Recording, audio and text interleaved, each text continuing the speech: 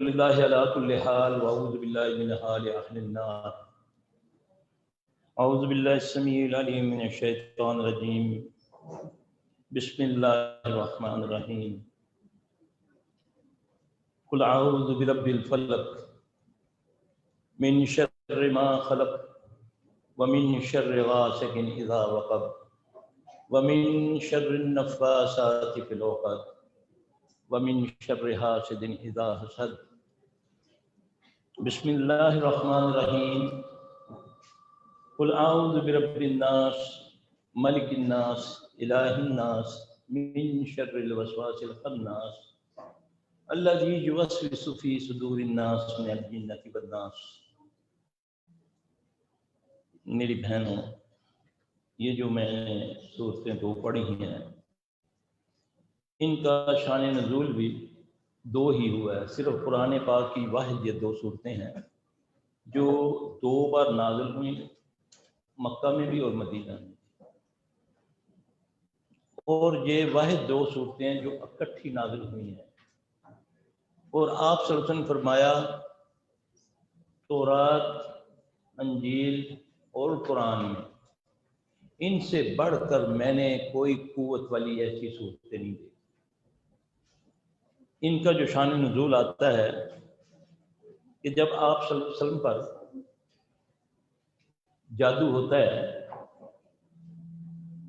تو اللہ کے نبی صلی اللہ علیہ وسلم اس کو پڑھا، آپ کو یہ بتایا گیا. آپ کے داڑھی کے بال تھے. میں آپ کو نقطہ سمجھانے لگا ہوں کہ ہر چیز کا توڑ اس کے مقابلے میں کیا جاتا ہے عادات کے لحاظ سے بھی. تو اللہ کے نبی صلی اللہ علیہ وسلم جب آپ پر یہ اثرات ظاہر ہونا شروع ہوئے، آپ نے پڑھا ہوگا کیونکہ میرا موضوع بھی یہی ہے اور میرا یہی کام میں کرتا ہوں. تو میں زیادہ تر کوشش کرتا ہوں کہ لوگوں کو اس کو سمجھاؤں کہ ہم یہ جو درد ڈھونڈتے ہیں یہ ہمارے گھروں میں اس کا علاج موجود ہے. یہ ایک ایسی دو صورتیں ہیں کہ اس کے پڑھنے سے، اس پر عمل کرنے سے یہ چیزیں نہیں ہوں گی. جن پر ہو چکا ہے وہ بھی ختم ہو جائے گا. جو شروع سے اس کو پڑھتے ہیں، جن کے والدین بچپن ہی سے ان کو یہ سکھا دیتے ہیں، تو اللہ کے فضل سے اللہ ان کو جادو سے، حسد سے، ہر قسم کے شر سے محفوظ رکھتے ہیں. اللہ کے نبی صلی اللہ علیہ وسلم کو جب محسوس ہوا تو آپ کو نہیں پتہ چلا. آپ بستر پہ لیٹے ہوئے ہیں تو دو فرشتے آتے ہیں، ایک سر کی طرف اور ایک پاؤں کی طرف. تو آپس میں گفتگو کرتے ہیں کہ کیا ہوا اس بندے کو، یہ جبرائیل کے علاوہ ہے. دوسرا کہنے لگا اس پر جادو ہو گیا ہے. کس نے کیا؟ یہ نبیل بن عاصم نے کیا. وہ ایک جادوگر تھا، یہودی تھا، نبیل بن عاصم اس کا نام تھا. اس نے جادو کیا ہے. اب اللہ کے نبی صلی اللہ علیہ وسلم چونکے جادو کے نام پہ. اب آپ پریشان ہوئے. پھر آپ نے اللہ سے دعا کی. پھر آپ کو نیند آ گئی. پھر آپ نے خواب دیکھا. خواب کے اندر آپ نے جیسے اللہ نے دکھایا آپ کو، یہ قیامت تک کے لیے طریقہ ہمیں بتا دیا گیا. دعا کی. اور یاد رکھیں مومن کا سب سے بڑا ہتھیار جو ہے وہ دعا ہے. وہ دعا کے لیے اخلاص، یکسوئی، پھر صرف اللہ کی طرف اپنا دماغ، اپنا دل، اپنے الفاظ اللہ سے راز کی باتیں کرنی. یعنی کہ اس طرح کے جیسے میں اللہ کے ساتھ باتیں کر رہا ہوں. یہ دعا کا طریقہ ہے. دعا کرتے ہوئے بھی شیطان آپ کے دلوں میں وسوسہ ڈالے گا. مانگ آپ اللہ سے رہی ہیں تو دل میں کسی ڈاکٹر کا، کسی معالج کا ذہن میں ڈالے گا، فلاں کے پاس چلی جانا، وہ تیرا یہ کر دے گا. وہاں پر بھی آپ نے دل ہی میں جواب دینا، نہیں میں نے کرنا ہی تو اس سے لینا ہے. یہ دعا کا طریقہ بتاتا ہے. جب رسول اللہ صلی اللہ علیہ وسلم نے یہ دعا کی تو آپ کو خواب میں دکھایا دربن ایک جگہ ہے مدینہ میں، وہاں ایک کنواں ہے. آپ کو دکھایا گیا کہ اس کنویں کے اندر کھجور کی جڑ ہے. وہ آباد کنواں نہیں ہے، بند کنواں ہے، کافی عرصے سے بند تھا. آپ نے فرمایا اس کا پانی اس طرح ہے جیسے مہندی گھلی ہوتی ہے.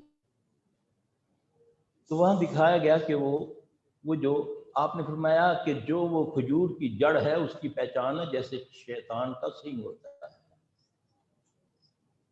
اس کے نیچے کھجور کی چھال کے اندر تنگی، جس سے آپ اپنے بال وغیرہ داڑھی کو باندھتے ہیں، وہ اس نے اپنی بچیوں کو بھیجا. وہ جو جادوگر نبیل بن عاصم ہے، اس ذریعہ سے اس نے آپ کے بال منگوا کر اس پر اس نے جادو کیا. اور جادو کیسے ہوتا ہے اللہ ہمیں معاف فرما دے. ابھی جو میں نے سورہ فلق پڑھی، اس میں جب ہم پڑھتے ہیں نا اعوذ باللہ من الشیطان الرجیم، قل، مخاطب تو اللہ کے نبی ہے نا، پہلے لفظ تو انہوں نے کہے نا اللہ کے کہنے پر، کہہ دو کہ میں اس فلک کے رب کی پناہ میں آیا. نہیں، کائنات میں سب سے بڑی قوت جو ہے وہ اللہ کی قوت ہے، جو پھاڑتا ہے، اندھیروں کو پھاڑ کے اس میں روشنی کو نکالتا ہے. من شر ما خلق، اس شر سے جو اس نے پیدا کیا. شیطان کو اللہ نے پیدا کیا، یہ ہماری ازمائش ہے. جادو بھی اوپر سے آیا ہے، مگر یہ اس پر ہوگا جس پر اللہ کا حکم ہوگا. وَمِنْهُمَا مَا وہ جو آیت ہے سورہ بقرہ کی، اعوذ باللہ من الشیطان الرجیم، فَيَتَعَلَّمُونَ مِنْهُمَا مَا يُفَرِّقُونَ بَيْنَ الْمَرْءِ وَزَوْجِهِ وَمَا هُمْ بِضَارِّينَ بِهِ مِنْ أَحَدٍ إِلَّا بِإِذْنِ اللَّهِ. یہ شیاطین، وہ انسان ہیں یا جن ہیں، یہ جادو کرتے ہیں دو میاں بیوی میں جدائی ڈالنے کے لیے. اب اس سے مراد میاں بیوی بھی ہیں، دو دوست بھی ہیں، دو پارٹنر بھی ہیں، دو فیملیز بھی ہیں. یعنی کہ وہ جو بھی اس میں کرے گا جادو کرتے ہیں. یہ قرآن کہہ رہا ہے، سورہ بقرہ 102 نمبر آیت ہے. اس میں یہ سٹارٹ جہاں سے ہوگی وَاتَّبَعُوا 11ویں رکوع کی آیت ہے، وَاتَّبَعُوا مَا تَتْلُو الشَّيَاطِينُ عَلَىٰ مُلْكِ سُلَيْمَانَ وَمَا كَفَرَ سُلَيْمَانُ وَلَٰكِنَّ الشَّيَاطِينَ كَفَرُوا. اس کے آگے یہ آیت میں اللہ ذکر فرماتے ہیں یہ نہیں جادو نہیں ضرر پہنچا سکتے جب تک اللہ کا اذن نہ ہو. یعنی کہ جادو بھی اللہ کے حکم سے چلتا ہے. جب تک اللہ نہیں چاہیں گے جادو کرنے والے کریں گے، لیکن نہیں ہوگا. جادوگر موجود ہیں.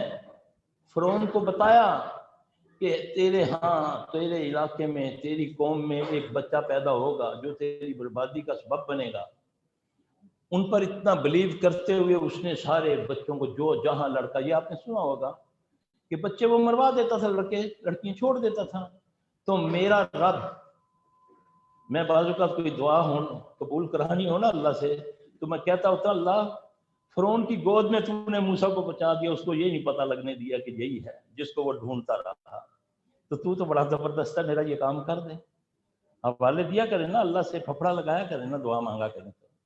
اس کو پنجابی میں کہتے ہیں نا لیسیاں لگانا، لگایا کرو حوالے دے کر، تو انشاءاللہ بڑی جلدی میرا رب مان جاتا ہے.